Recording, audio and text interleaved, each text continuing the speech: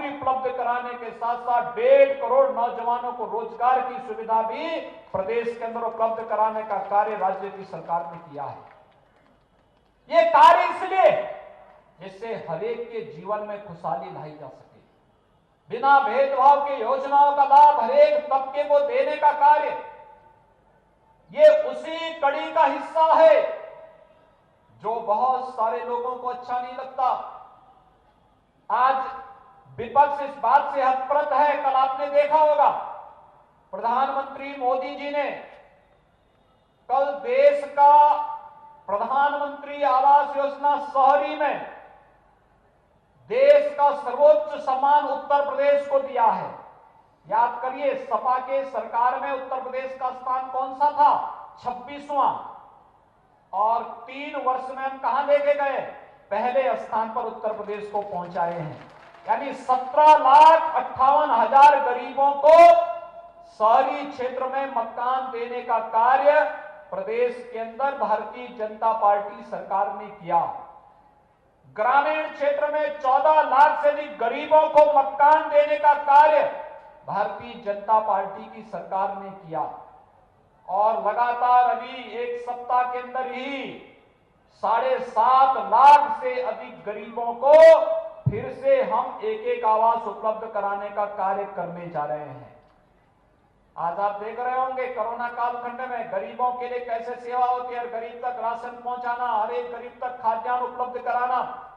दुनिया देश के अंदर जहां कहीं कोई उत्तर प्रदेश का वासी थे उसको सुरक्षित वापस लाना, नौजवानों को वो कोटा में हो, प्रयागराज में हो, सुरक्षित उसके घर तक पहुंचाने का कार्य करना, ये सभी कार्य इसलिए किए गए क्योंकि एक गरीब, एक किसान, एक नौजवान सरकार के एजेंडे में है।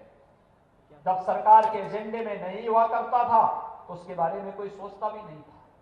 इसलिए भाइयों बहनों, विकास की इस प्रक्रिया को आगे बढ़ाने के लिए आज हम सब आपके बीच आए हैं।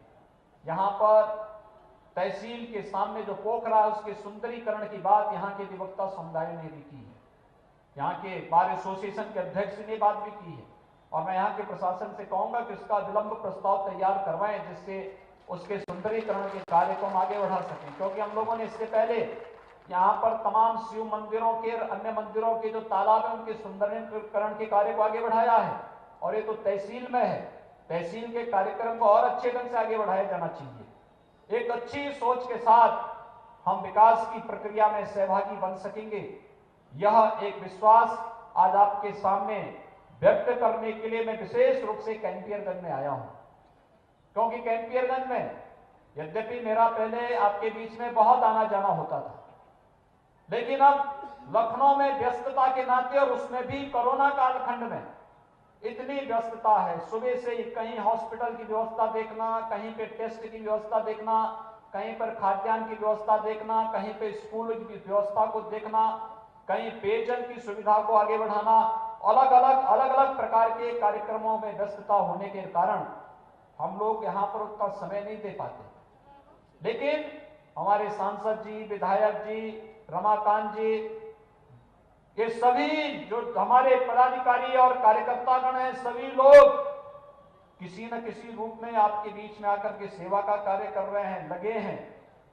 हम लोग उनके साथ पूरे मनोयोग से लग करके गांव में सड़क बनना, स्कूल बनना, चिकित्सालय का बनना, अधिवक्ताओं के भवन का बनना, मंदिरों के सुंदरीकरण के कार्य का होना, सड़कों के चौड़ीकरण के कार्य का होना, डिग्री कॉलेज, स्टेडियम, ये सभी विकास की प्रक्रिया का हिस्सा है।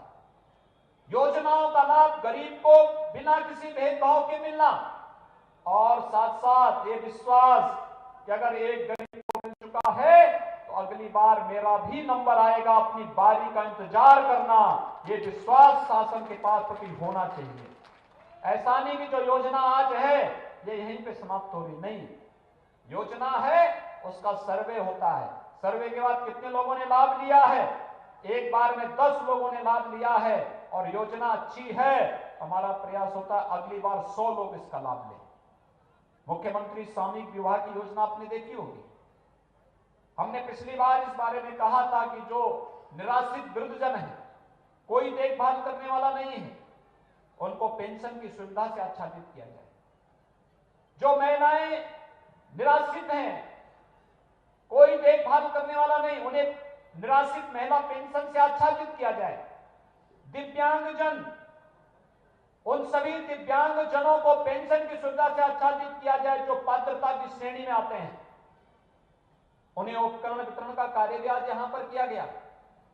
ये सभी कार्य इसलिए जिससे इनको कहीं भी कोई दुखी न हो, कहीं भी किसी के मन में कोई पीड़ा न हो, सबके मन में एक आस हो, सबके मन में एक विश्वास हो और सबके मन में एक ये भाव भी हो कि अगर आज एक का नंबर आया है, कल मेरा भी नंबर आएगा और मैं भी इस योजना से लाभान्वित होऊंगा, मैं भी अपनी पारी का इंतजार करूंगा। इस विश्वास के साथ इन कार्यक्रमों को युद्ध स्तर पर चलाने का कार्य किया जा रहा है। भाइयों बहनों, आज के इस अवसर पर मैं कैंपियरगंज विधानसभा क्षेत्र से जुड़े हुए सभी नागरिकों के हृदय से बधाई देता हूं। आज आपकी कनेक्टिविटी गोरखपुर से बहुत अच्छी हुई है, 4 लेन की कनेक्टिविटी से आप जुड़ रहे हैं। लखनऊ जाना होगा तो जंगल कौड़िया से होते हुए कालेसर होते हुए भी आप निकल सकते हैं। साथ साथ हम एक मार्ग और देने जा रहे हैं हमारे पास जाने के लिए। तो कैंपियरगंज विकास की जिन नित नई ऊंचाइयों को छू रहा है, दिखाई दे रहा है, यह आप सबके एक अच्छे भविष्य की ओर संकेत कर रहा है और मुझे विश्वास है कि विकास की इस प्रक्रिया में सकारात्मक भूमिका के साथ आप सभी कार्य करेंगे।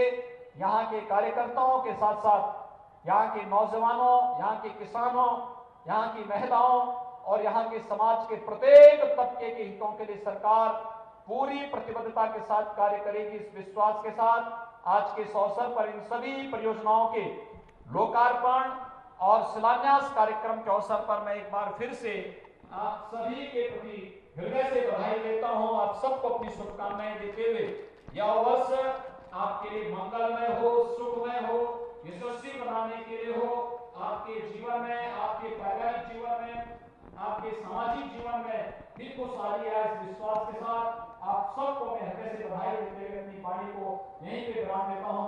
धन्यवाद। जय हिंद।